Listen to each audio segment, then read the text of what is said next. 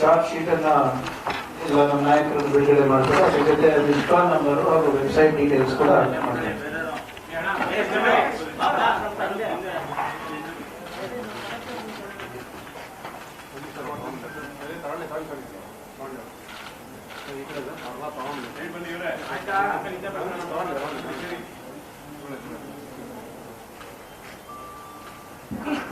ಒಂದು ಸೆಕೆಂಡ್ ಈ ಕಡೆ ಸರ್ ಡಿ ಕೆ ಸರ್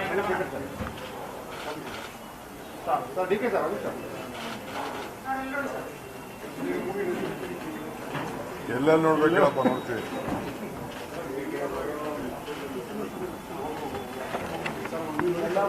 ಎಲ್ಲ ಮಾಹಿತಿ ತಮಗೆ ತಮ್ಮ ಮೀಡಿಯಾ ಡಾಸಿಯರ್ನಲ್ಲಿ ನಾವು ಕೊಟ್ಟಿದ್ದೇವೆ. ದಯವಿಟ್ಟು ಅದನ್ನ ಅದು ಬೇಡ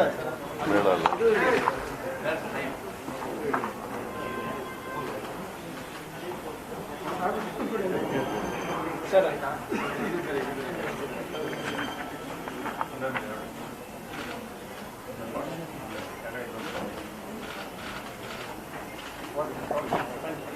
9537224224.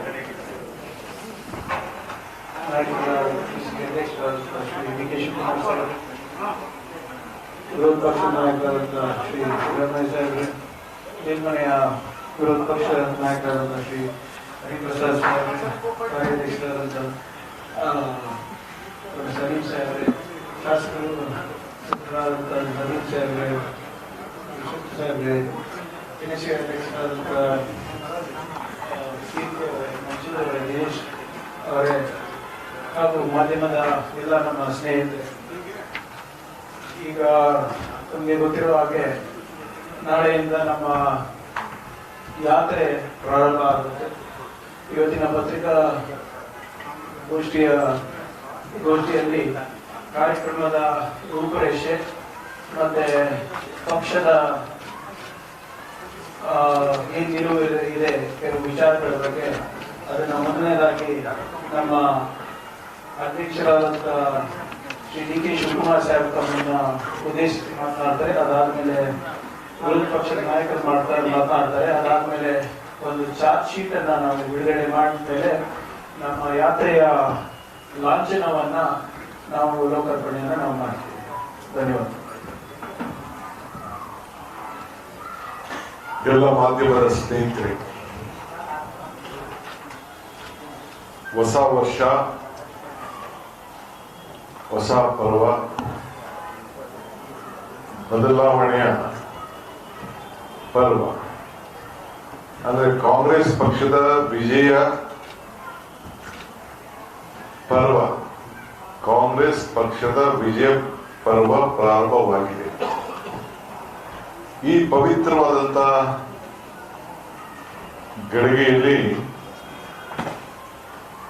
ನಿಮ್ಮನ್ನೆಲ್ಲ ಈ ಪ್ರಜಾಧ್ವನಿ ಯಾತ್ರೆಯ ಜನರಿಗೋಸ್ಕರ ಏನು ಒಂದು ಯಾತ್ರೆಯನ್ನು ಹಮ್ಮಿಕೊಂಡಿದ್ದೇವೆ, ಆ ಯಾತ್ರೆ ಎಲ್ಲ ವಿಚಾರವನ್ನ ತಮ್ಮ ಗಮನ ತಿಳಿಸಲಿಕ್ಕೆ ನಾವು ಇವತ್ತು ಆಹ್ವಾನಿಸಿದ್ದೇವೆ. ವೇದಿಕೆಯಲ್ಲಿರುವಂತ ನಮ್ಮ ನಾಯಕರಾದಂತ ಸಿದ್ದರಾಮಯ್ಯ ಸಾಹೇಬ್ರೆ, ಹರಿಪ್ರಸಾದ್ ಸಾಹೇಬ್ರೆ, ಸಲೀಂ ಅಹಮದ್ ಅವರೇ, ಪ್ರಿಯಾಂಕಾ ಖರ್ಗೆ ಅವರೇ, ಜಮೀರ್ ಅಮರೇಶ್, ಅಖಂಡ ಶ್ರೀನಿವಾಸ ಮೂರ್ತಿ, ಗೂಳಿಗೌಡರು, ಮನ್ಸೂರ್ ಅಲಿಖಾನ್ ಅವರು, ನಮ್ಮ ಯೂತ್ ಕಾಂಗ್ರೆಸ್ ಅಧ್ಯಕ್ಷರು, NSU ಅಧ್ಯಕ್ಷರು ಎಲ್ಲರೂ ಕೂಡ ವೇದಿಕೆ ಇದ್ದಾರೆ. ಕಾಂಗ್ರೆಸ್ ಪಕ್ಷ ಜನರ ಭಾವನೆಯನ್ನ ತಿಳಿಸಬೇಕು ಅಂತ ಹೇಳಿ ಇವತ್ತು ನಾವು ಸತತವಾಗಿ 2-3 ವರ್ಷದಿಂದ ನಾವು ಪ್ರಯತ್ನವನ್ನು ನಾವು ಮಾಡಿದ್ದೇವೆ. ನಿಮ್ಮೆಲ್ಲರೂ ಕೂಡ ಈ ಸಂದರ್ಭದಲ್ಲಿ ಈ ಮಾಧ್ಯಮದ ಗೋಷ್ಠಿಗೆ ತಾವು ಆಗಮಿಸಿದ್ದಕ್ಕೆ ನಿಮ್ಮೆಲ್ಲರೂ ಕೂಡ ನಾನು ಸ್ವಾಗತವನ್ನ ನಾನು ಬಯಸ್ತಾ ಇದ್ದೇನೆ. ಈ ನಮ್ಮ ಪ್ರಜಾಧ್ವನಿ ಪ್ರಜೆಗಳ ಧ್ವನಿ. ಪ್ರಜೆಗಳ ಭಾವನೆ. ನಾವು ನೆಗೆಟಿವ್ ಯೋಚನೆ ಮಾಡ್ತಾ ಇಲ್ಲ, ನಾವು ಪಾಸಿಟಿವ್ ಯೋಚನೆ ಮಾಡ್ತಾ ಇದ್ದೀವಿ. 3 ವರ್ಷಗಳ ಕಾಲ ಬಿಜೆಪಿ ಸರ್ಕಾರ ಏನು ವಿಫಲ ಆಗಿದೆ, ಯಾವುದರಲ್ಲಿ ವಿಫಲ ಆಗಿದೆ ಅಂತ ಹೇಳಿ ನಿಮ್ಮ ಗಮನವನ್ನ ಸೆಳೆದು ಜನರಿಗೆ ತಿಳಿಸಿ ನಾವು ಅವರ ಬದುಕಿಗೆ ಏನ್ ಮಾಡ್ತೀವಿ ಅನ್ನೋ ಒಂದು ವಿಚಾರವನ್ನ ತಿಳಿಸ್ಬೇಕು ಅಂತ ಹೇಳಿ ಈ ಒಂದು ಪ್ರಜೆಗಳ ಧ್ವನಿಯ ಯಾತ್ರೆಯನ್ನ ನಾವು ಕೈಗೊಂಡಿದ್ದೇವೆ. ಸೊ ನಾಳೆ ಬೆಳಿಗ್ಗೆ ಮಹಾತ್ಮ ಗಾಂಧೀಜಿಯವರು ಈ ರಾಷ್ಟ್ರದ ಕಾಂಗ್ರೆಸ್ ಪಕ್ಷದ ಅಧ್ಯಕ್ಷ ಸ್ಥಾನ ವಹಿಸಿಕೊಂಡಂತ ಜಾಗದಿಂದ 1924ರಲ್ಲಿ ನಡೆಸಿದಂತ ಮಹಾ ಅಧಿವೇಶನ, ಅಲ್ಲಿಂದ ಅಲ್ಲೊಂದು ಗಾಂಧಿ ಬಾವಿ ಅಂತ ಇದೆ, ಒಂದು ಐತಿಹಾಸಿಕವಾದಂತ ಒಂದು ಜಾಗ. ಆ ಜಾಗದಿಂದ ನಮ್ಮ ಈ ಒಂದು ಯಾತ್ರೆ ಪ್ರಾರಂಭ ಆಗ್ತಾ ಇದೆ. ಮಹಾತ್ಮ ಗಾಂಧೀಜಿಯವರಿಗೆ ಗೌರವನ ಸಲ್ಲಿಸಿ ಈ ಯಾತ್ರೆ ಮಾಡ್ತಾ ಇದ್ದೀವಿ. ಮಹಾತ್ಮ ಗಾಂಧೀಜಿಯವರು ಈ ದೇಶಕ್ಕೆ ಸ್ವತಂತ್ರ ತಂದುಕೊಡ್ಲಿಕ್ಕೆ ನಾಯಕತ್ವವನ್ನು ವಹಿಸಿಕೊಂಡಂತ ಆ ಪುಣ್ಯ ಭೂಮಿಯಿಂದ ನಾವು ಆಯ್ಕೆ ಮಾಡಿದ್ದೇವೆ. ಬ್ರಿಟಿಷರನ್ನ ಓಡಿಸ್ಲಿಕ್ಕೆ, ಈ ದೇಶಕ್ಕೆ ಸ್ವಾತಂತ್ರ್ಯವನ್ನ ಕೊಡಿಸ್ಲಿಕ್ಕೆ ಏನು ಮುಖಂಡತ್ವವನ್ನು ವಹಿಸಿಕೊಂಡಂತ ಪುಣ್ಯ ಭೂಮಿ ಇತ್ತಲ್ಲ, ಅದೇ ಪುಣ್ಯ ಭೂಮಿಯಿಂದ ಈ ಭ್ರಷ್ಟ ಬಿಜೆಪಿ ಸರ್ಕಾರವನ್ನ ತೊಲಗಿಸ್ಲಿಕ್ಕೆ ನಾವು ಆಯ್ಕೆಯನ್ನ ನಾವು ಮಾಡಿದ್ದೇವೆ. ಅದರಿಂದ ಬೆಳಗಾವಿನಿಂದ ಆ ಒಂದು ಪವಿತ್ರವಾದಂಥ ಭೂಮಿಯಿಂದ ಒಂದು ವಿಜಯಕ್ಕೆ, ಮುನ್ನುಡಿಯನ್ನ, ಕರ್ನಾಟಕ ರಾಜ್ಯಕ್ಕೆ ಒಂದು ಬದಲಾವಣೆಯ ಮುನ್ನುಡಿಯನ್ನ ನುಡಿಲಿಕ್ಕೆ ನಿಮ್ಮೆಲ್ಲರ ಆಶೀರ್ವಾದವನ್ನು ನಾವು ಬಯಸ್ತಾ ಇದ್ದೇವೆ. ಇವತ್ತು ತಾವೆಲ್ಲ ಗಮನಿಸಿದ್ದೀರಿ, ಈ ಸರ್ಕಾರ, ಕರ್ನಾಟಕ ರಾಜ್ಯ ಇದೊಂದು ಅಭಿವೃದ್ಧಿಶೀಲ ರಾಜ್ಯ. ಇದು ಇಡೀ ಭಾರತಕ್ಕೆ ನಮ್ಮ ಆಡಳಿತ ಒಂದು ಬಹಳ ಗೌರವದಿಂದ, ನಮ್ಮ ಆಡಳಿತ ಇಡೀ ರಾಷ್ಟ್ರದಲ್ಲಿ ಕರ್ನಾಟಕ ರಾಜ್ಯ ಆಡಳಿತ ಅಂತಂದ್ರೆ ಬಹಳ ಗೌರವದಿಂದ ಜನ ಕಾಣ್ತಾ ಇದ್ರು. ಇಡೀ ವಿಶ್ವದಲ್ಲಿ ಕರ್ನಾಟಕದಕ್ಕೆ ಬಂಡವಾಳ ಹಾಕಬೇಕು, ಬೆಂಗಳೂರಿಗೆ ಬಂಡವಾಳ ಹಾಕಬೇಕು, ಬೆಂಗಳೂರಿನಲ್ಲಿ ಉದ್ಯೋಗ ಪಡಿಬೇಕು, ಬೆಂಗಳೂರಿನಲ್ಲಿ ಬದುಕಬೇಕು, ಕರ್ನಾಟಕ ರಾಜ್ಯದಿಂದ ಬದುಕಬೇಕು. ಇಲ್ಲಿ ನಮ್ಮ ಹಿರಿಯರು ಮಾಡಿದಂತ ಫೌಂಡೇಶನ್ ಏನಿದೆ, ಆ ಫೌಂಡೇಶನ್ಗೆ ಇನ್ನ ನಮ್ಗೆಲ್ಲ ಒಂದು ದೊಡ್ಡ ಶಕ್ತಿ ಕೊಟ್ಟು ಇಡೀ ಭಾರತವನ್ನ ಕರ್ನಾಟಕದ ಮುಖಾಂತರ ನೋಡ್ತಾ ಇದ್ದದನ್ನ ಇಡೀ ವಿಶ್ವದಲ್ಲಿ ನಾವು ಗಮನಿಸಿದ್ದೇವೆ. ಅಂತ ಸಂದರ್ಭದಲ್ಲಿ ಇವತ್ತು ನಮ್ಮ ರಾಜ್ಯಕ್ಕೆ ಕಳಂಕ ಬಂದಿದೆ. ಆ ಕಳಂಕವನ್ನು ನಾವು ದೂರ ಮಾಡಬೇಕು. ಪ್ರತಿಯೊಂದು ವಿಚಾರದಲ್ಲೂ ಕೂಡ ಭ್ರಷ್ಟಾಚಾರ ತಾಂಡು ಆಡ್ತಾ ಇದೆ. ಯಾರ ಬದುಕು ಹಸನಾಗ್ಲಿಲ್ಲ. ರೈತರಿಗೆ ಡಬಲ್ ಆದಾಯ ಮಾಡ್ತೀವಿ ಅಂತೇಳಿ ಕೊಟ್ಟಂತ ಬಿಜೆಪಿ ಸರ್ಕಾರ ಮಾತು ಕೂಡ ಇವತ್ತು ರೈತರ ಬದುಕು ಕೂಡ ಹಸನಾಗ್ಲಿಲ್ಲ. ಯುವಕರಿಗೆ ಉದ್ಯೋಗ ಸಿಗ್ಲಿಲ್ಲ. ಹೆಣದ ಮೇಲೆ ಹಣ. ಪ್ರತಿಯೊಂದು ಇಂಥ ಇಲಾಖೆ ಇಲ್ಲ ಅನ್ನಂಗಿಲ್ಲ. ಎಲ್ಲ ಸಂದರ್ಭದಲ್ಲೂ ನಾವು ಅವ್ರಿಗೆ ಕೇಳಿದವು, ನಿಮ್ ಕೈಲಿ ಈಗ ಒಂದು ವಚನ ಕೊಟ್ಟು ಬಿಜೆಪಿಯವರು ಒಂದು ಅಧಿಕಾರಕ್ಕೆ ಬಂದರು. 104 ಸೀಟ್ ಸಿಕ್ತು. ನಾನು ಇಲ್ಲ ಅಂತ ನಾನು ಹೇಳುದಿಲ್ಲ. ಆದರೆ ಅದು ಜನರ ಆದೇಶ ಆಗಿರ್ಲಿಲ್ಲ. ಅವರು ಆಪರೇಷನ್ ನೋಟಿಸ್ ಮಾಡಿ ಅಧಿಕಾರಕ್ಕೆ ಬಂದರು. 3 ವರ್ಷ ಬಲಿಷ್ಠವಾದ ಸರ್ಕಾರ ಇತ್ತಲ್ಲ, 600 ಪ್ರಾಮಿಸ್ ಕೊಟ್ಟು 600 ಪ್ರಾಮಿಸ್ ಕೊಟ್ಟು 550 ಪ್ರಾಮಿಸ್ಗಳನ್ನ ಅವ್ರ ಕೈಲಿ ಉಳಿಸ್ಕೊಳಕ್ ಆಗಲಿಲ್ಲ. ಬರೀ 50 ಮಾತ್ರ ಮಾಡಿದ್ದಾರೆ. ನಾವು ಪ್ರತಿ ದಿನ ಕಳೆದ 2 ತಿಂಗಳಿಂದ ನಿಮ್ಮ ಕೈಲಿ ನೀವು ಕೊಟ್ಟಂತ ಮಾತಿಗೆ ಉತ್ತರ ಇದೆಯಾ ಅಂತ ನಾವು ಕೇಳ್ತಾ ಇದ್ದೀವಿ. ಉತ್ತರ ಇದೆಯಾ ಅಂತ ಕೇಳ್ತಾ ಇದ್ದೀವಿ. ಯಾವುದು ಒಂದಕ್ಕೂ ಕೂಡ ಅವ್ರ ಕೈಲಿ ಉತ್ತರ ಕೊಡಕ್ ಆಗ್ಲಿಲ್ಲ. 2 ಲಕ್ಷ ಇವತ್ತು ಯುವಕರು ಅವ್ರಿಗಾದಂತ ಉದ್ಯೋಗದ ಬಗ್ಗೆ, ಕರಪ್ಷನ್ ಬಗ್ಗೆ ಇವತ್ತು ಅವರು ಧ್ವನಿಯನ್ನ ಎತ್ತಿದ್ದಾರೆ. ಯುವಕರು ಅಫಿಷಿಯಲ್ ಆಗಿ ರಿಜಿಸ್ಟರ್ ಮಾಡ್ಕೊಂಡಿರೋರು ಎತ್ತಿದ್ದಾರೆ. ಅದಕ್ಕೂ ಉತ್ತರವನ್ನ ಕೊಡಕ್ ಆಗ್ಲಿಲ್ಲ.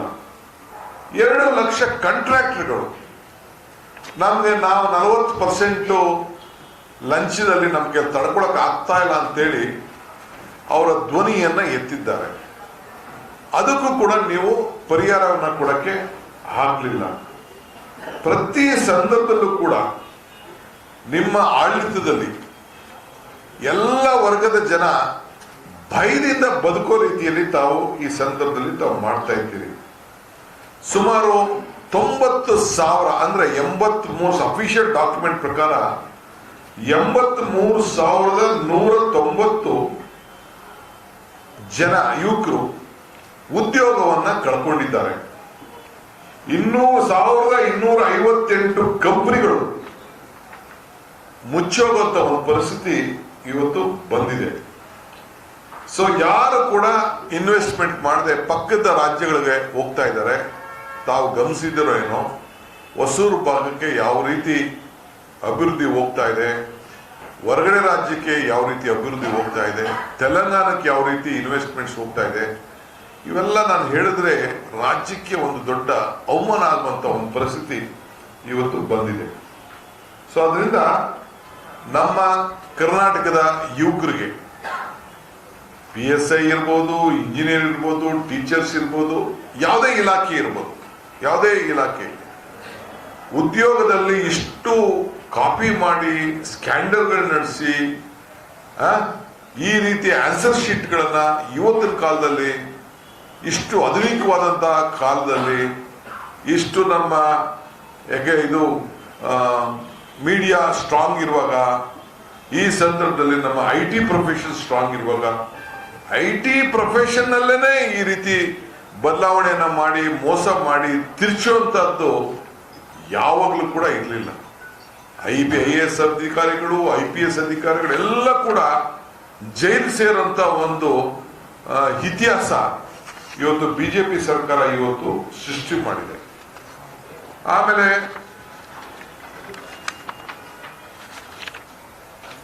ತಮಗೆ ರೈತರಿಗೆ ಡಬಲ್ ಇನ್ಕಮ್ ಮಾಡ್ತೀವಿ ಅಂತ ಹೇಳಿದ್ರು, ಬೆಂಬಲ ಬೆಲೆ ನಿಗದಿ ಮಾಡ್ತೀವಿ ಅಂತ ಹೇಳಿದ್ರು. ಇವತ್ತು ರೈತರ ಆದಾಯ ಏನಾಗಿದೆ, ರೈತರ ಬದುಕು ಏನಾಗಿದೆ? ಸೊ ಇವೆಲ್ಲ ಕೂಡ ಪ್ರತಿಯೊಬ್ಬ ರೈತ ಕೂಡ ಅವ್ರಿಗೆ ಬೆಳೆದಂತ ಬೆಲೆಗೆ ಸಿಗಲಿಲ್ಲ.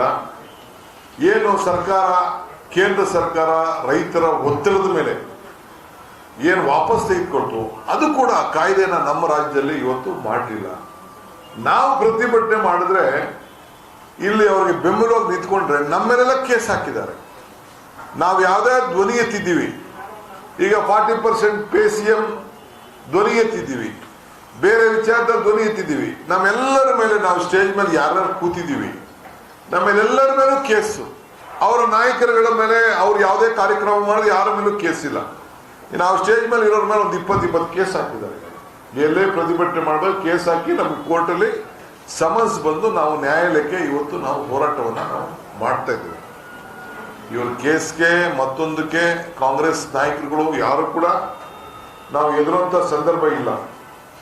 ಆದ್ರಿಂದ ಇವತ್ತು ನಾವು ಜನರ ಭಾವನೆ ಏನಿದೆ, ಜನರ ಬದುಕಿಗೆ ಏನ್ ಬೇಕು, ಇವ್ರು ಮಾಡೋಂತ ಒಂದು ಆಡಳಿತ ಏನಿದೆ, ಪಾಪದ ಪುರಾಣ ಏನಿದೆ, ಆ ಪಾಪದ ಪುರಾಣವನ್ನ ಜನರ ಮುಂದೆ ಇಡಬೇಕು. ಮುಂದಕ್ಕೆ ನಾವು ಏನು ಈ ಬದಲಾವಣೆಯನ್ನ ತರ್ತೇವೆ ಅಂತ ತಿಳಿಸ್ಬೇಕು ಅಂತೇಳಿ ಈ ಪ್ರಜಾಧ್ವನಿ ಗ್ಯಾರಂಟಿ ಯಾತ್ರೆಯನ್ನ ನಾವು ಹಮ್ಮಿಕೊಂಡಿದ್ದೇವೆ.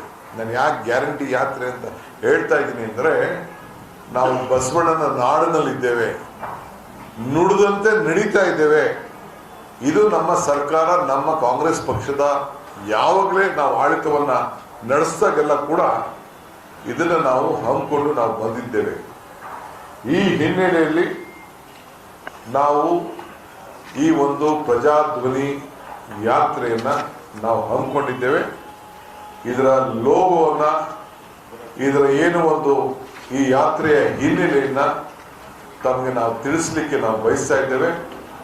ಈ ಬಿಜೆಪಿ ಸರ್ಕಾರದ ಪಾಪದ ಪುರಾಣವನ್ನ ಜನರ ಮುಂದೆ ಇಟ್ಟು ಜನರ ಹೃದಯವನ್ನ ಗೆಲ್ಲಲಿಕ್ಕೆ, ಈ ರಾಜ್ಯದಲ್ಲಿ ಬದಲಾವಣೆಯನ್ನ ತರಬೇಕು ಅಂತೇಳಿ ನಮಗೆ ಜನರಿಂದ ನಿರೀಕ್ಷೆ ಇದೆ. ಜನರು ಸಜ್ಜಾಗಿದ್ದಾರೆ.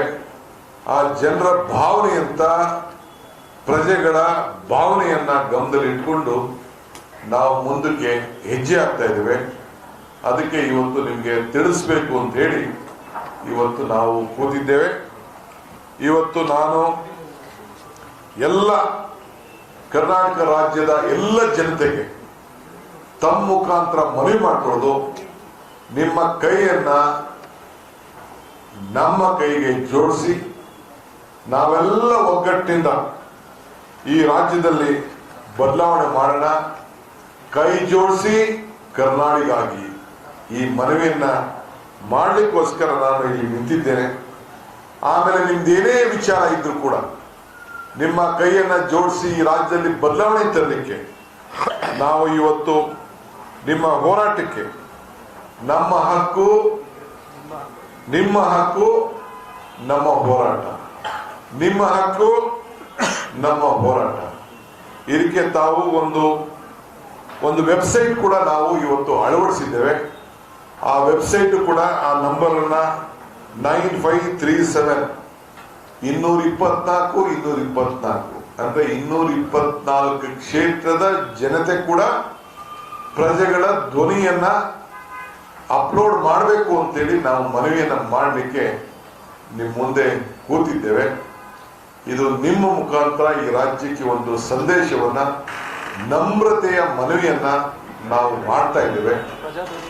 ಪ್ರಜಾಧ್ವನಿ.com ವೆಬ್ಸೈಟ್ಗೆ ತಾವು ಕಳಿಸ್ಕೊಡ್ಬೇಕು ಅಂತ ಹೇಳಿ, ತಮ್ಮ ವಿಚಾರವನ್ನ, ತಮ್ಮ ಆಚಾರವನ್ನ ತಿಳಿಸ್ಬೇಕು ಅಂತ ಹೇಳಿ ತಮ್ಮಲ್ಲಿ ನಾನು ಮನವಿಯನ್ನ ಮಾಡ್ತಾ ಇದ್ದೇನೆ. ಇದು ನಾವು ಲಾಂಚ್ ಮಾಡಿದ ತಕ್ಷಣ, ಪಾಪದ ಪುರಾಣವನ್ನ ಬಿಡುಗಡೆ ಮಾಡಿದ ತಕ್ಷಣ ಮಾನ್ಯ ವಿರೋಧ ಪಕ್ಷದ ನಾಯಕರು ತಮ್ಮನ್ನು ಉದ್ದೇಶಿಸಿ ಮಾತಾಡ್ತಾರೆ. ಫಸ್ಟ್ ಅದನ್ನ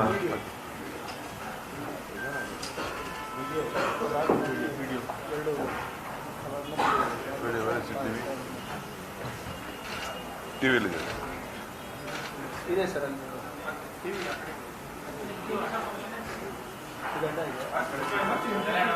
ಆನ್ ಮಾಡಿ.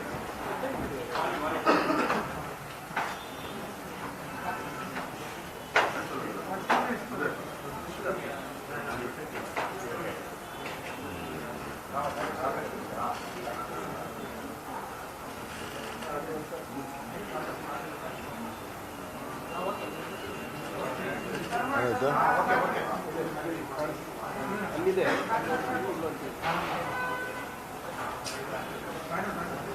ಇದೊಂದು ಸ್ಕ್ರೀನೇ ಹಾಕ್ಬೇಕು ನಾವು. LED ಸ್ಕ್ರೀನ್ ಹೇಳಿದ್ದೆ.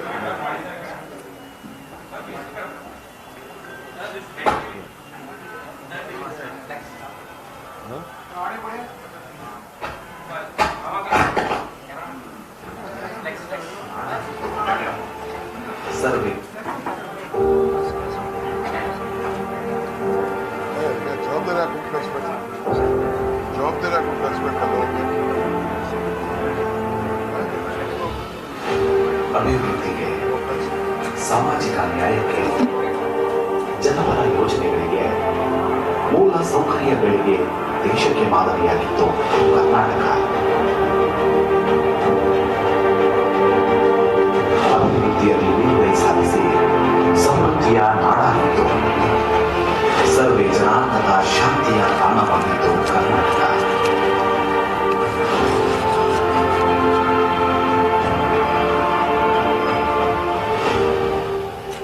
ಆದರೆ ಅಕ್ರಮವಾಗಿ ಅಧಿಕಾರಕ್ಕೆ ಬಂದ ಬಿಜೆಪಿ ಸರ್ಕಾರ ಸಮೃದ್ಧ ಕರ್ನಾಟಕವನ್ನು ಸ್ಮಶಾನ ಮಾಡಿದೆ. ಬಿಜೆಪಿ ಆಡಳಿತದಲ್ಲಿ ಭ್ರಷ್ಟಾಚಾರದ ಕ್ಯಾನ್ಸರ್ ವ್ಯವಸ್ಥೆಯ ಮೂಲೆಯನ್ನು ಹೋಗಿದೆ.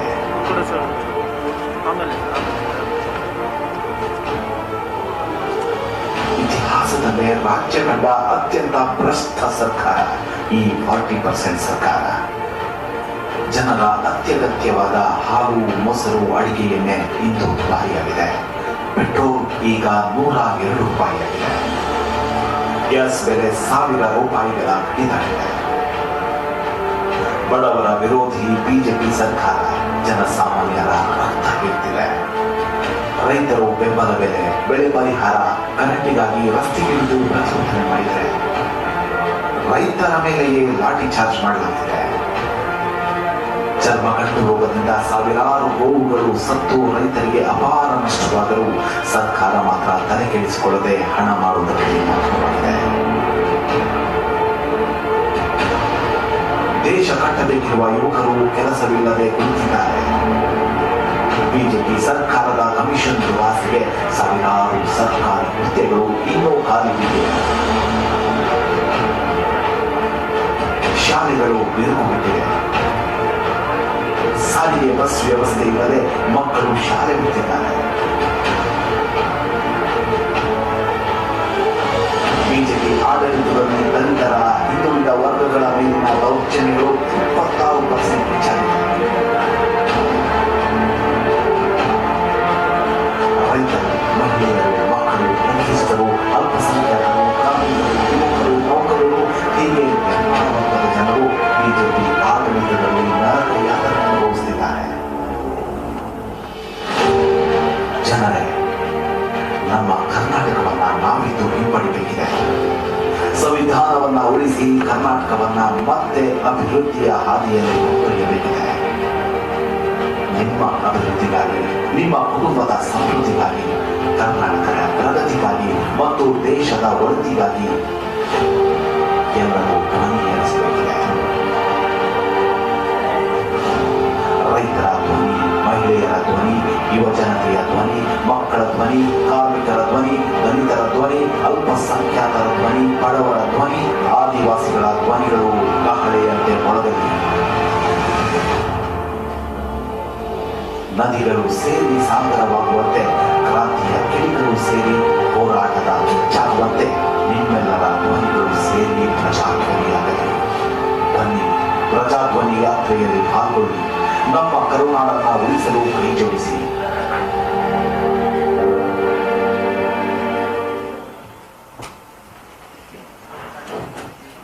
ಈಗ ಬಿಜೆಪಿಯ ಪಾಪದ ಪುರಾಣದ ಒಂದು ಚಾರ್ಜ್ ಶೀಟ್ ಅನ್ನ ಎಲ್ಲ ನಮ್ಮ ನಾಯಕರನ್ನು ಬಿಡುಗಡೆ ಮಾಡ್ತಾರೆ. ಅದ್ರ ಜೊತೆ ಅದು ಇನ್ಸ್ಟಾಲ್ ನಂಬರ್ ಹಾಗೂ ವೆಬ್ಸೈಟ್ ಡೀಟೇಲ್ಸ್ ಕೂಡ ಮಾಡ್ತಾರೆ.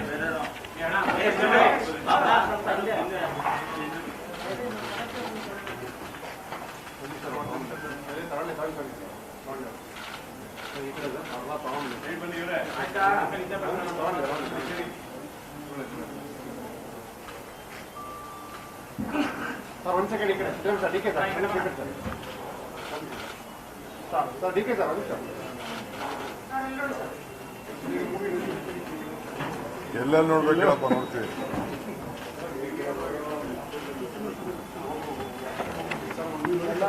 ಎಲ್ಲ ಮಾಹಿತಿ ತಮಗೆ ತಮ್ಮ ಮೀಡಿಯಾ ಡಾಸಿಯರ್ನಲ್ಲಿ ನಾವು ಕೊಟ್ಟಿದ್ದೇವೆ. ದಯವಿಟ್ಟು ಅದನ್ನ ಅದು ಬೇಡ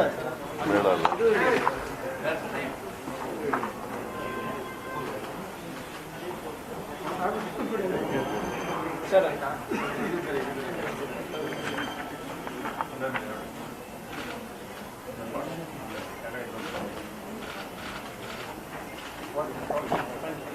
9537224224.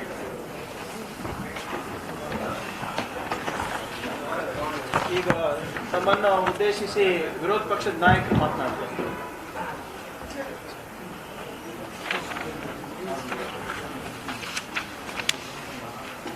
ಪ್ರದೇಶ ಕಾಂಗ್ರೆಸ್ ಸಮಿತಿಯ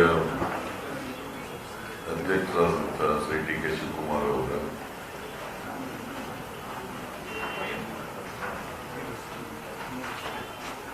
ವಿಧಾನ ಪರಿಷತ್ನಲ್ಲಿ ವಿರೋಧ ಪಕ್ಷದ ನಾಯಕರಾದಂತಹ ಶ್ರೀ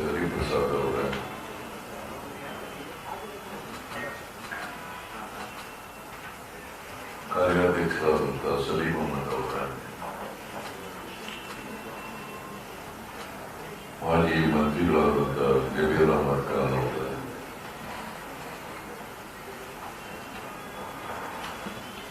ಮಾಧ್ಯಮದ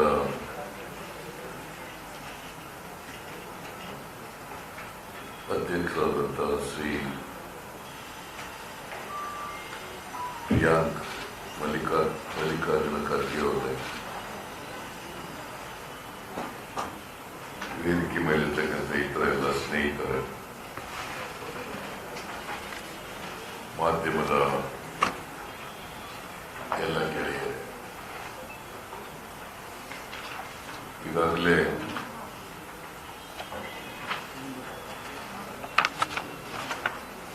ಅಧ್ಯಕ್ಷರು ನಿಮ್ಮನ್ನು ಉದ್ದೇಶಿಸಿ ಮಾತನಾಡಿ ಇವತ್ತಿನ ಕಾರ್ಯಕ್ರಮದ ಬಗ್ಗೆ ಪ್ರಸ್ತಾಪ ಮಾಡಿದ್ದಾರೆ.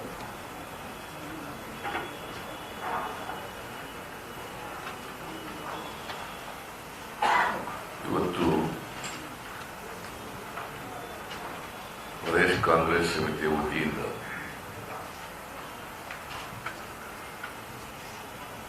ಭಾರತೀಯ ಜನತಾ ಪಕ್ಷದ ಸರ್ಕಾರದ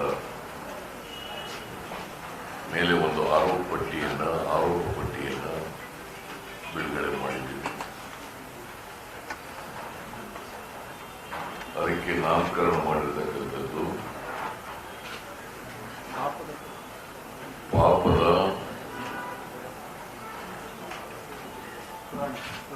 ಪುರಾಣ, ಬಿಜೆಪಿ ಪಾಪದ ಪುರಾಣ ಹೇಳಿ ನಾಮಕರಣ ಮಾಡಿ ಆರೋಪ ಪಟ್ಟಿಯನ್ನು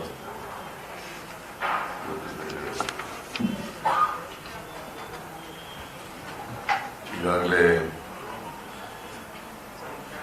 ಅನೇಕ ಆರೋಪಗಳನ್ನು ಅಧ್ಯಕ್ಷರು ಪ್ರಸ್ತಾಪ ಮಾಡಿದ್ದಾರೆ.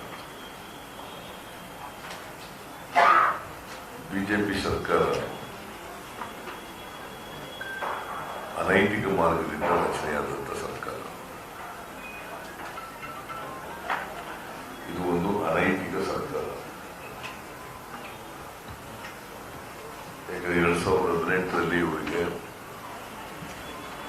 ಜನ ಏನು ಆಶೀರ್ವಾದ ಮಾಡಿರಲಿಲ್ಲ. 104 ಸ್ಥಾನ ಅಷ್ಟೇ ಗೆದ್ದಿದ್ರು.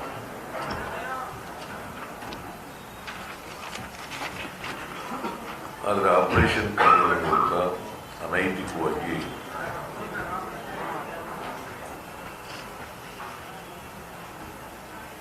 ಈ ರಾಜ್ಯದ ಜನರಿಗೆ ಒಕ್ಕರಿಸಿ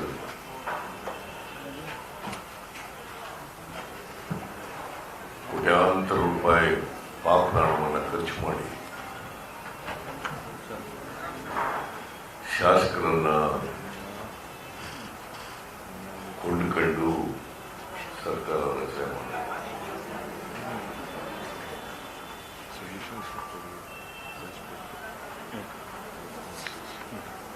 ಈ ಹಣ ಏನು ಖರ್ಚು ಮಾಡಿದ್ರು ಪಾಪದ ಹಣ, ಇವೆಲ್ಲವೂ ಕೂಡ ಭ್ರಷ್ಟಾಚಾರದ ಹಣ.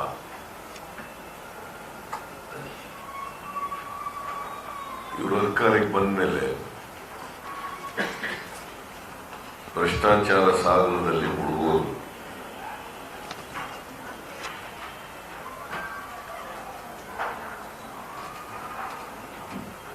ಬಸವರಾಜ ಬೊಮ್ಮಾಯಿ ಅವರು ಮುಖ್ಯಮಂತ್ರಿ ಆದ್ಮೇಲಂತೂ ಈ ರಾಜ್ಯಕ್ಕೆ ದೊಡ್ಡ ಕಳಂಕವನ್ನು ತಂದರು.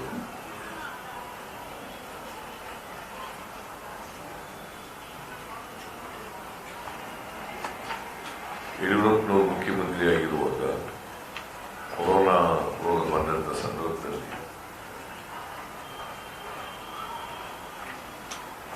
ಸುಮಾರು 2,500-3,000 ಕೋಟಿ ರೂಪಾಯಿಗಳನ್ನ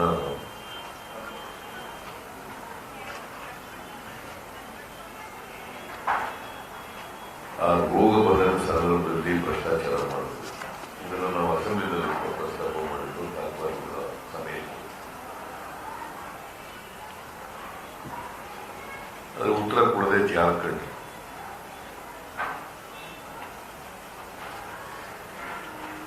ಸುಮಾರು 3.5 ಲಕ್ಷ ಜನ ಸತ್ತೋದ್ರು.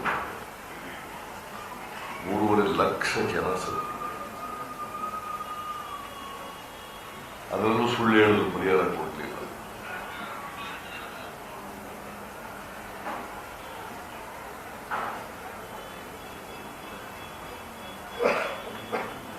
ಆಮೇಲೆ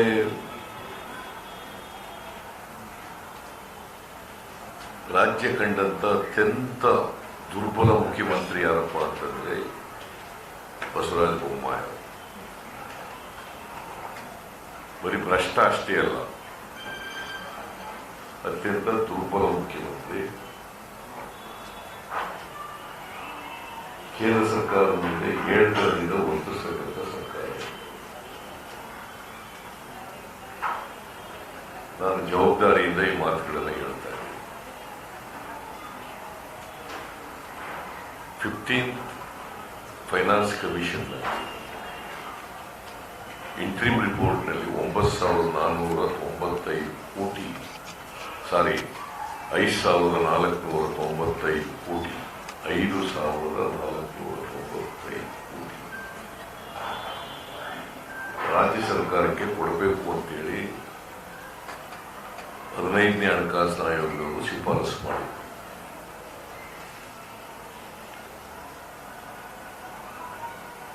ಶ್ರೀಮತಿ ನಿರ್ಮಲಾ ಸೀತಾರಾಮನ್ ಈ ರಾಜ್ಯದಿಂದ ರಾಜ್ಯಸಭೆಗೆ ಆಯ್ಕೆಯಾಗಿರ್ತಕ್ಕಂಥ ಹಣಕಾಸಿನ ಮಂತ್ರಿ, ಕೇಂದ್ರದ ಹಣಕಾಸಿನ ಮಂತ್ರಿ. 15th ಫೈನಾನ್ಸ್ ಕಮಿಷನ್ ಆಯೋಗದ ಅಧ್ಯಕ್ಷರಿಗೆ ಪತ್ರ ಬರೀತಾರೆ. ಅದು ಕೊಡಕ್ಕಾಗಲ್ಲ ರಾಜ್ಯದಲ್ಲಿ, ಅದನ್ನ ನೀವು ಕೈ ಬಿಡಬೇಕು ಅಂತ ಪತ್ರ. 25 ಜನ ಎಂಪಿಗಳು ಗೆದ್ದಿದ್ದಾರೆ ಕರ್ನಾಟಕದಿಂದ ಭಾರತೀಯ ಜನತಾ ಪಕ್ಷ. ಸರ್ಕಾರ ಆಗಲಿ ಎಂಪಿಗಳಾಗಲಿ ಕೇಂದ್ರ ಸರ್ಕಾರದಲ್ಲಿ ಒತ್ತಡ ಕೆಲಸವನ್ನು ಮಾಡ್ತಾರೆ. ಅಂತಿಮ ವರದಿಯಲ್ಲಿ ಕೊಡುವಾಗ ಅದು ಕೈ ಬಿಟ್ಬಿಟ್ರು. 5,495 ಕೋಟಿ ಕೂಡ ಕೈ ಬಿಟ್ಬಿಟ್ರು. ಇವು ಯಾರು ಕೇಳಲೂ ಇಲ್ಲ. ಆಗ ಯಡಿಯೂರಪ್ಪನವರು ಮುಖ್ಯಮಂತ್ರಿ ಆಗಿದ್ರು. ಆಮೇಲೆ ಇವರು ಬಸವರಾಜ ಬೊಮ್ಮಾಯಿ ಮುಖ್ಯಮಂತ್ರಿ ಆದರೂ ಕೂಡ ಕೇಳಲಿಲ್ಲ. 25 ಜನ ಎಂಪಿಗಳು ಕೂಡ ಒತ್ತಾಯ ಮಾಡಿದ್ರು.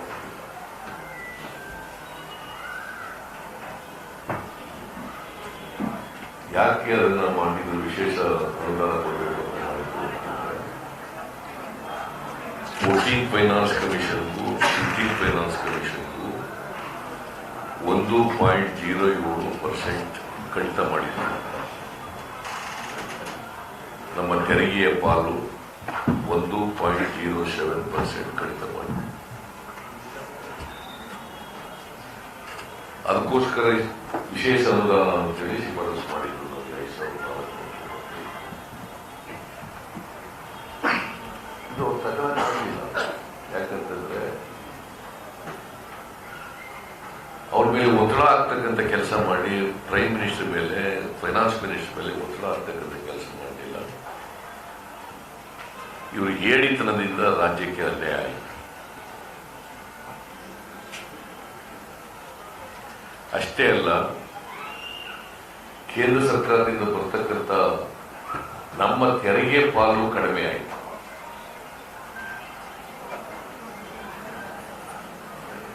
ಕರ್ನಾಟಕದಿಂದ 3.5 ಲಕ್ಷ ಕೋಟಿ ತೆರಿಗೆ ವಸೂಲಾಗ್ತದೆ ಕೇಂದ್ರ ಸರ್ಕಾರ.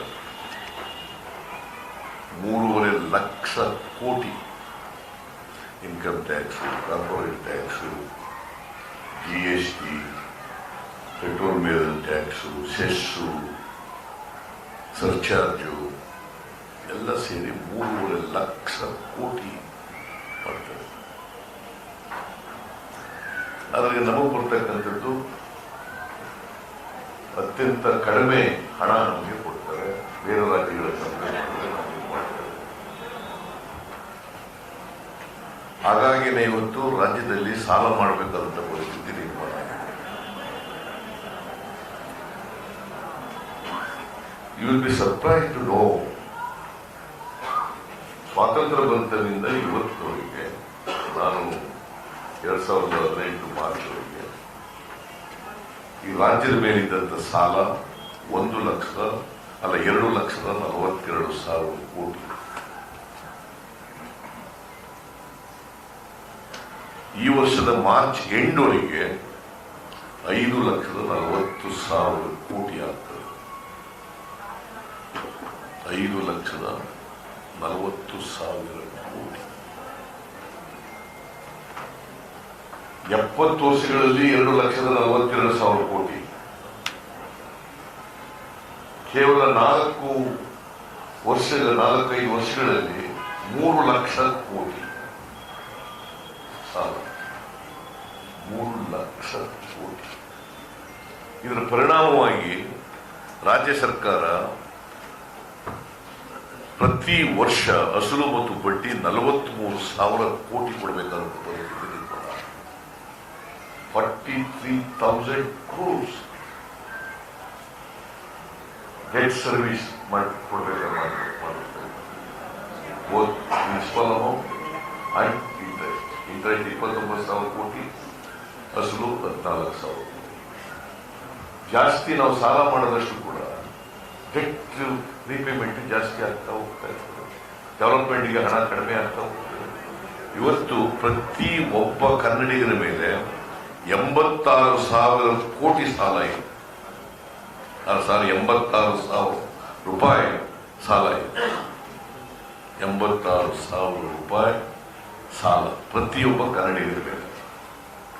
3 ಲಕ್ಷ ಕೋಟಿಯವರು ಸಾಲ ಮಾಡಿದ್ದು.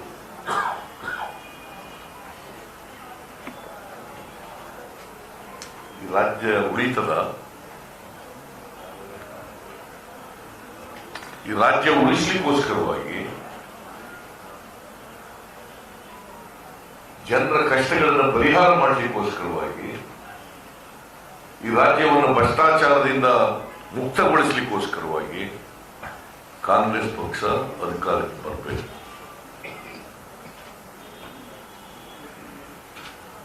ನಾವು ಅಧಿಕಾರಕ್ಕೆ ಬರಬೇಕು, ನಾವೆಲ್ಲ ಅಧಿಕಾರದಲ್ಲಿ ಇರಬೇಕು ಅನ್ನೋ ಕಾರಣಕ್ಕೋಸ್ಕರ ಅಲ್ಲ, ರಾಜ್ಯ ಉಳಿಸಲಿಕ್ಕೋಸ್ಕರ.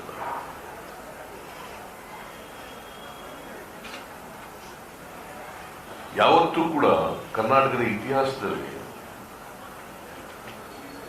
ಕಾಂಟ್ರಾಕ್ಟರ್ಸ್ ಅಸೋಸಿಯೇಷನ್ ಅವರು 40% ಕಮಿಷನ್ ಕೇಳ್ತಾರೆ ಅಂತ ಹೇಳಿ ಪತ್ರ ಬರೆದಿರಲಿಲ್ಲ ಪ್ರೈಮ್ ಮಿನಿಸ್ಟರ್ಗೆ, ದೇಶದ ಅಧ್ಯಕ್ಷರಿಗೆ, ಮುಖ್ಯಮಂತ್ರಿಗಳಿಗೆ, ಸಂಬಂಧಪಟ್ಟಂತ ಮಂತ್ರಿಗಳಿಗೆ ಪತ್ರ ಬರೆದಿರಲಿಲ್ಲ. For the first time in the history of Karnataka, the Contractors Association has written a letter to Honorable Prime Minister of this country on 6th July 1921.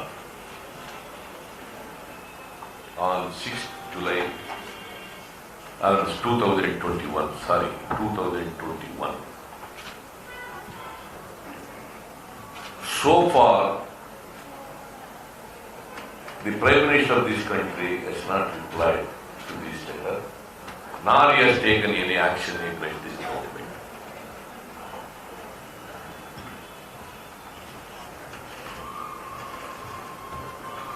ಮಾತೆತ್ತಿದ್ರೆ ನಾ ಕಾವುಂಗ ನಾ ಕಾನೇ ದೂಂಗ ಅಂತ ಹೇಳ್ತಾರೆ.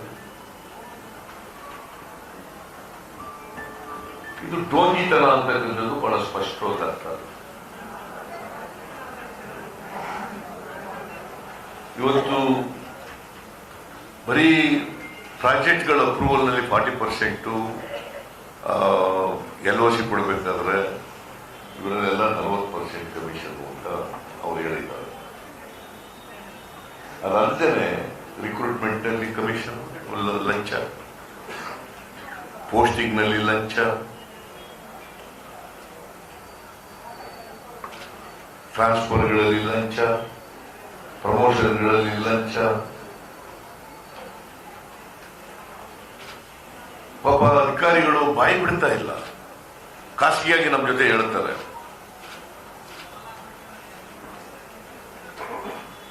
Never in history of Karnataka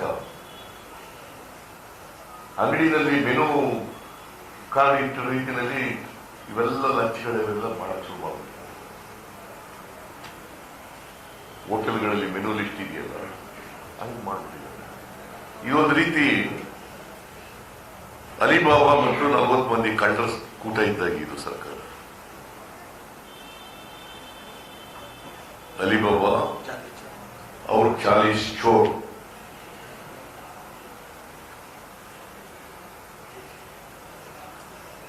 ಅದಕ್ಕೆ ಒಂದು ಚಾರ್ಜ್ ಶೀಟ್ ಅನ್ನ ಮಾಡಿ ಇವತ್ತು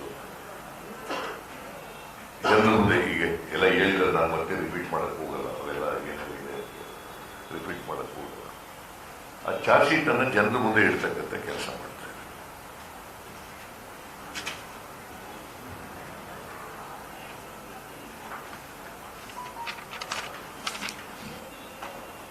ಜನ ತೀರ್ಮಾನ ಮಾಡಬೇಕು. People are fed up with this government. Officers are fed up with this government. And because of their ಈ ಹೇಟ್ ರಾಜಕಾರಣದಿಂದ, ದ್ವೇಷದ ರಾಜಕಾರಣದಿಂದ ಹಿಂದುಳಿದವರು, ದಲಿತರು, ಅಲ್ಪಸಂಖ್ಯಾತರು, ಬಡವರು, ರೈತರು, ಮಹಿಳೆಯರು ನೆಮ್ಮದಿಯಿಂದ ಇಲ್ಲದೆ ಇರತಕ್ಕಂಥ ಪರಿಸ್ಥಿತಿ ನಿರ್ಮಾಣ, ಎಲ್ಲ ಆತಂಕದಿಂದ ಬದುಕ್ತಾ ಇದ್ದಾರೆ. There is no law and order in the state. ಇವತ್ತು ಆತ್ಮಹತ್ಯೆಗಳು, ರೈತರು ಎಷ್ಟು ಆತ್ಮಹತ್ಯೆ ಮಾಡ್ಕೊಂಡಿದ್ದಾರೆ ಅಂದ್ರೆ ದೇಶದಲ್ಲೇ ಕರ್ನಾಟಕ ಇಸ್ ನಂಬರ್ 2. ಆತ್ಮಹತ್ಯೆ ಮಾಡ್ಕೊಳ್ತಕ್ಕಂಥ ರಾಜ್ಯಗಳಲ್ಲಿ ಕರ್ನಾಟಕ ನಂಬರ್ 2. ಈ ದುಸ್ಥಿತಿಗೆ ಇವತ್ತು ತಂದಿದ್ದಾರೆ. ಅಭಿವೃದ್ಧಿ ಶೂನ್ಯ, ಸಾಲದ ಹೊರೆ. ಇವತ್ತು ಅಭಿವೃದ್ಧಿನಲ್ಲಿ 2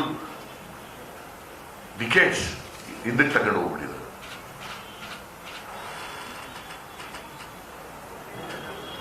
ಅದಕ್ಕೆ ಜನರ ಮುಂದೆ ಇವೆಲ್ಲ ವಿಚಾರಗಳನ್ನು ಕೂಡ ಜನರ ಮುಂದೆ ಇಡ್ತಾ ಇದ್ದಾರೆ. ಜನಗಳನ್ನ ಭೇಟಿ ಮಾಡಿ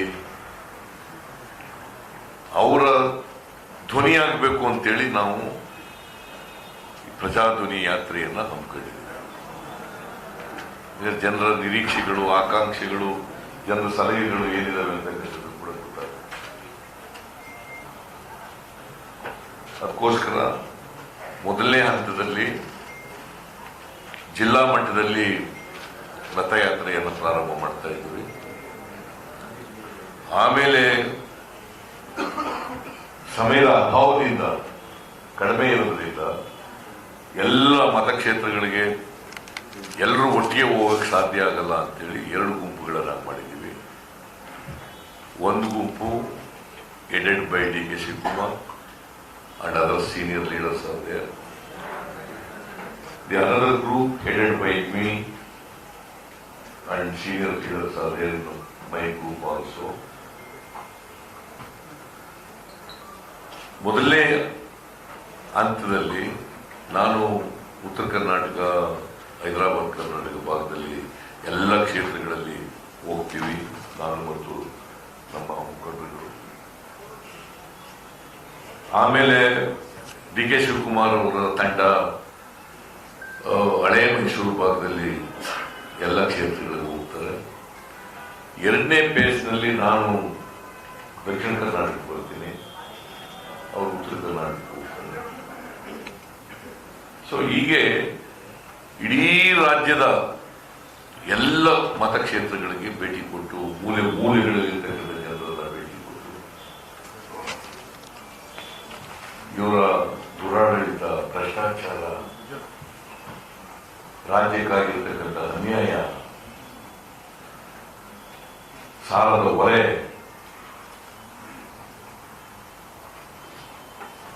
ಇವೆಲ್ಲರೂ ಕೂಡ ಜನರಿಗೆ ತಿಳಿಸ್ತಾರೆ. ಇವತ್ತು ರೈತರು ಎಷ್ಟು ಕಷ್ಟದಲ್ಲಿದ್ದಾರೆ ಅಂತಂದ್ರೆ,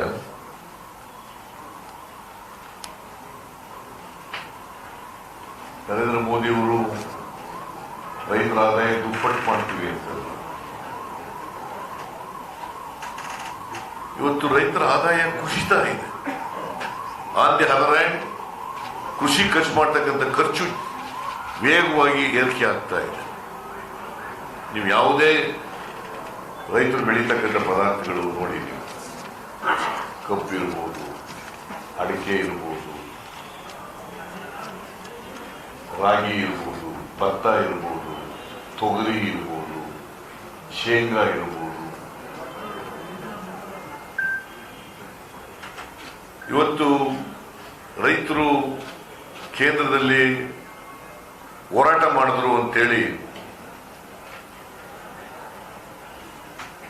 ರೈತ ವಿರೋಧಿ ಕಾನೂನುಗಳನ್ನೇನು ಮಾಡಿದ್ರು ವಾಪಸ್ ತಗೊಂಡ್ರು ಕೇಂದ್ರ ಸರ್ಕಾರ. ಅದರ ರಾಜ್ಯ ಸರ್ಕಾರ ಇವತ್ತಿನವರೆಗೆ ಎಪಿಎಂಸಿಗೆ ತಂದಿದ್ದಂತ ತಿದ್ದುಪಡಿ ಕಾಯ್ದೆನ ವಾಪಸ್ ತಗೊಂಡಿಲ್ಲ. ಅದರಿಂದ ಇವತ್ತು ಎಪಿಎಂಸಿಗಳೆಲ್ಲ ಕೆಲವು ಮುಚ್ಚಾದ ಪರಿಸ್ಥಿತಿ, ಕೆಲವು ಸರ್ಕಾರ ಸಂಬಳ ಕೊಡಬೇಕಾದಂತ ಪರಿಸ್ಥಿತಿ ನಿರ್ಮಾಣ ಆಗಿದೆ. 600 ಕೋಟಿ 700 ಕೋಟಿ ಬರ್ತಿದ್ದಂತ ಆದಾಯ ಬರ್ತಿದ್ದಂತ ಎಪಿಎಂಸಿಗಳು ಇವತ್ತು 150-200 ಕೋಟಿ ಬಂದಿರೋದು. ಸೊ ರೈತರಿಗೆ ದೊಡ್ಡ ಅನ್ಯಾಯ ಆಗ್ತಾ ಇದೆ. ಲ್ಯಾಂಡ್ ರಿಫಾರ್ಮ್ಸ್ ಆಕ್ಟ್ಗೆ ತಿದ್ದುಪಡಿ ಮಾಡಿ ಇವತ್ತು ಯಾರು ಬೇಕಾದ್ರೂ ಜಮೀನು ತಗೋಬಹುದು ಅಂತ ಮಾಡ್ಬಿಟ್ಟು. ದೇವರಾಜ ಅರಸರವ್ರ ಕಾಲದಲ್ಲಿ, ಇಂದಿರಾ ಗಾಂಧಿ ಅವರಿದ್ದಂಥ ಕಾಲದಲ್ಲಿ ಉಳುವವನೇ ಭೂಮಿ ಒಡೆಯ ಅಂತ ಮಾಡಿದ್ರು. ಈಗ ಉಳ್ಳವನೇ ಭೂಮಿ ಒಡೆಯ ಅಂತ ಮಾಡ್ಬಿಟ್ಟಿದ್ದಾರೆ. ಉಳ್ಳವನೇ ಭೂಮಿ ಒಡೆಯ.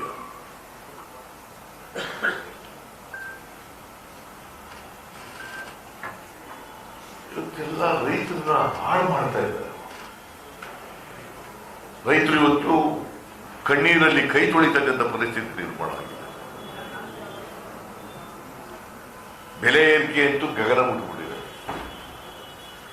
ಈಗಾಗಲೇ ಹೇಳಿದ್ದಾರೆ ಗಗನ ಬೆಲೆ ಏರಿಕೆ ಇದೆಯಲ್ಲ. ನಿಮಗೆ ಒಂದೇ ಒಂದು ಉದಾಹರಣೆ ಹೇಳಬೇಕು ಅಂದ್ರೆ, ಮನಮೋಹನ್ ಸಿಂಗ್ ಅವರ ಕಾಲದಲ್ಲಿ ಒಂದು ಗ್ಯಾಸ್ ಸಿಲಿಂಡರ್ ಬೆಲೆ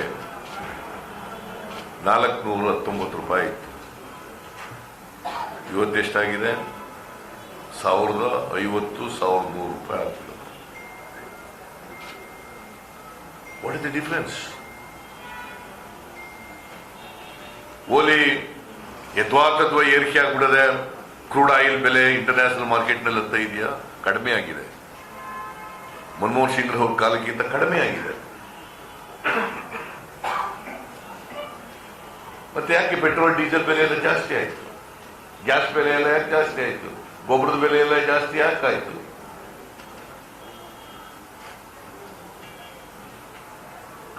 ಆ ಗ್ಯಾಸ್ ಕೊಡ್ತಿದ್ದಂತ ಸಬ್ಸಿಡಿ ನಿಲ್ಲಿಸ್ಬಿಟ್ರು 2020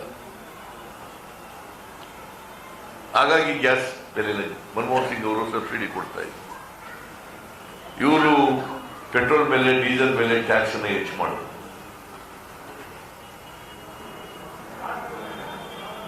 ಉದ್ಯೋಗ ಕೊಡ್ಲಿಲ್ಲ ಯುವಕರಿಗೆ. 2 ಕೋಟಿ ಉದ್ಯೋಗ ಕೊಡ್ತೀವಿ ಪ್ರತಿ ವರ್ಷ ಅಂತ ಹೇಳೋದು. ಆನ್ ದಿ ಅದರ್ ಹ್ಯಾಂಡ್ ಬಡವರು ಉಪಯೋಗಿಸ್ತಕ್ಕಂಥ, ಸಾಮಾನ್ಯ ಜನ ಉಪಯೋಗಿಸ್ತಕ್ಕಂಥ ಎಲ್ಲ ಪದಾರ್ಥಗಳ ಮೇಲೆ GST ಜಾಸ್ತಿ ಮಾಡಿದ್ರು. ರೈತರ ಸಾಲ ಮನ್ನಾ ಮಾಡಕ್ಕಾಗಲಿಲ್ಲ ಇವ್ರ ಕೈಯಲ್ಲಿ. ಮನಮೋಹನ್ ಸಿಂಗ್ ಅವರು ಇರುವಾಗ 78,000 ಕೋಟಿ ಸಾಲ ಮನ್ನಾ ಮಾಡಿ. ನಾನು ಮುಖ್ಯಮಂತ್ರಿ ಆಗಿರುವಾಗ ರೈತರ 50,000 ರೂಪಾಯಿವರೆಗೆ 22,27,000 ರೈತರಿಗೆ ಸಾಲ ಮನ್ನಾ ಮಾಡಿ 8,165 ಕೋಟಿ ಸಾಲ ಮನ್ನಾ ಮಾಡಿದರು. ರೈತರು ಕಷ್ಟದಲ್ಲಿದ್ದಾರೆ ಅಂತೇಳಿ. ಇವರು ರೈತರ ಸಾಲ ಮನ್ನಾ ಮಾಡಲಿಲ್ಲ. On the other hand corporate ಬಾಡಿಗಳದ್ದು more than 10 lakh crores industrial ಸಾಲ ಮನ್ನಾ, NPA ಆಗಿದೆ ಅಂತೇಳಿ ಸಾಲ ಮನ್ನಾ. ದಿಸ್ ಇಸ್ ಹೌ ಈ ದೇಶನ ಲೂಟ್ ಮಾಡ್ತಾ ಇದ್ದಾರೆ, ಈ ರಾಜ್ಯನ ಲೂಟ್ ಮಾಡ್ತಾ ಇದ್ದಾರೆ. ಅದಕ್ಕೋಸ್ಕರ ಈ ಅವರೆಲ್ಲ ಕರ್ಮಕಾಂಡಗಳ ಆರೋಪ ಪಟ್ಟಿಯನ್ನ ಇವತ್ತು ಜನರ ಮುಂದೆ ಹೇಳ್ತಾ ಇದ್ದೀವಿ. ಅದಕ್ಕೆ ಬಿಜೆಪಿ ಪಾಪದ ಪುರಾಣ ಜನರ ಮುಂದೆ ಹೇಳ್ತಕ್ಕಂಥದ್ದು. ರಥಯಾತ್ರೆ ಮೂಲಕ ಜನರ ಬಳಿಗೆ ಹೋಗ್ತೀವಿ. ಜನರ ಸಲಹೆಗಳನ್ನ, ಜನರ ಅಭಿಪ್ರಾಯಗಳನ್ನ, ಜನರ ನಿರೀಕ್ಷೆಗಳನ್ನ ತಿಳ್ಕೊಳ್ತಕ್ಕಂಥ ಪ್ರಯತ್ನ ಮಾಡ್ತೀವಿ. ಆಮೇಲೆ ಹೇಳಿದ್ದಾರೆ, ನಂಬರ್ ಹೇಳಿದ್ದಾರೆ, ಕೈ ಜೋಡಿಸಿ ಕರುನಾಡಿಗಾಗಿ ನೀವು ಕರೆ ಮಾಡಬಹುದು, ಯಾರು ಬೇಕಾದ್ರೂ ಕರೆ ಮಾಡಬಹುದು. ಈ ರಾಜ್ಯದ ಜನ 7 ಕೋಟಿ ಜನ ಇದಾರಲ್ಲ, ಯಾರು ಬೇಕಾದ್ರೂ ಈ ನಂಬರ್ ಕರೆ ಮಾಡಬಹುದು. 9537 224 224 9537 224 224. ಈ ನಂಬರಿಗೆ ಕರೆ ಮಾಡಿ ತಿಳಿಸಬಹುದು. ಅದನ್ನು ಕೂಡ ಈಗ ಬಿಡುಗಡೆ ಮಾಡಿದ್ದಾರೆ. ಸೊ ಇಷ್ಟೆಲ್ಲ ನಿಮ್ಮ ಮೂಲಕ ಈ ರಾಜ್ಯದ ಜನರಿಗೆ ಈ ಸರ್ಕಾರದ ಕರ್ಮಕಾಂಡಗಳನ್ನು ನಮ್ಮ ಆರೋಪ ಪಟ್ಟಿಯ ಮೂಲಕ ಜನರ ಮುಂದೆ ಇಡ್ತಕ್ಕಂಥ ಪ್ರಯತ್ನ ಮಾಡ್ತೀವಿ. ದಯಮಾಡಿ ನಿಮ್ಮ ಸಹಕಾರ ಬೇಕು ಅಂತೇಳಿ ನಿಮ್ಮಲ್ಲಿ ಮನವಿ ಮಾಡಿ ನಾನು ಮಾತನ್ನು ಮುಗಿಸ್ತೇನೆ. ನಿಮ್ಮೆಲ್ಲರಿಗೂ ನಮಸ್ಕಾರ. ಪ್ರಶ್ನೆಗಳೇನೆ? ಯಾವ ಹೊರಡ್ತೀರಾ, ಎಷ್ಟೊತ್ತಿಗೆ ಕಾರ್ಯಕ್ರಮ, ಎಲ್ಲೆಲ್ಲಿದೆ, ಯಾವ ಜಿಲ್ಲೆಯಲ್ಲಿ? ಈಗ ಅದೆಲ್ಲ ತಿಳಿಸಿದೀವಿ. ನಾಳೆ ಬೆಳಗ್ಗೆ ಹೇಳಿದ್ನಲ್ಲ, ನಾಳೆ ಬೆಳಗ್ಗೆ ರೂಟ್ ಕೊಟ್ಟಿದ್ದೀವಿ. ಗಾಂಧಿ ಬಾವಿಯಿಂದ ಐತಿಹಾಸಿಕವಾದಂತ ಜಾಗ ಇದೆ, ಅಲ್ಲಿಂದ ಬೆಳಗಾವಿಯಿಂದ ಹೊರಡ್ತಾ ಇದೀವಿ. ಬೆಳಗಾಂ ಬಿಟ್ಟು ಚಿಕ್ಕೋಡಿಗೆ ಹೋಗಿ ಚಿಕ್ಕೋಡಿಯಿಂದ ಬೆಳಗಾಂ ಬಂದು ಬರ್ತೀವಿ. 3 ದಿನ ಹಬ್ಬ ರಜೆ ಇದೆ. ಅದಾದ್ಮೇಲೆ ಕಂಪ್ಲೀಟ್ ಪ್ರೋಗ್ರಾಮ್ ಈಗಾಗಲೇ ರಿಲೀಸ್ ಮಾಡಿದೀವಿ ನಾವು ಅಪ್ ಟು 28ವರೆಗೆ. ಅದಾದ್ಮೇಲೆ ಫಸ್ಟ್ 20 ಜಿಲ್ಲೆಗಳ ಕಾಲ ಜಿಲ್ಲೆಗಳು ಇಬ್ರು ಜೊತೆಗೆ ಒಂದೇ ಬಸ್ ನಲ್ಲಿ ಪ್ರವಾಸ ಮಾಡ್ತಾ ಇದ್ವಿ ಎಲ್ಲರೂ.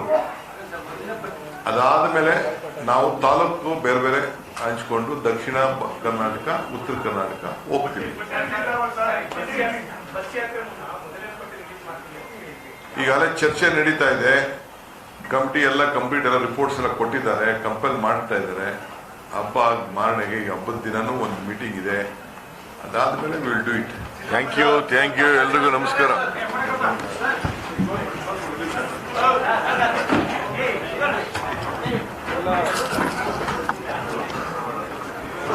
ಮಾಧ್ಯಮ ಸ್ನೇಹಿತರಿಗೆ ಗಮನಕ್ಕೆ ಎಲ್ಲರಿಗೂ ಸ್ವಲ್ಪ ಊಟದ ವ್ಯವಸ್ಥೆ ಕೂಡ ಇದೆ. ಆಮೇಲೆ ಇನ್ನೊಂದು ಮನವಿ, ಎಲ್ಲರೂ ಸ್ವಲ್ಪ ಬಸ್ ಯಾತ್ರೆ ಪ್ರಧಾನಮಂತ್ರಿ ಯಾತ್ರೆ ಅಂತ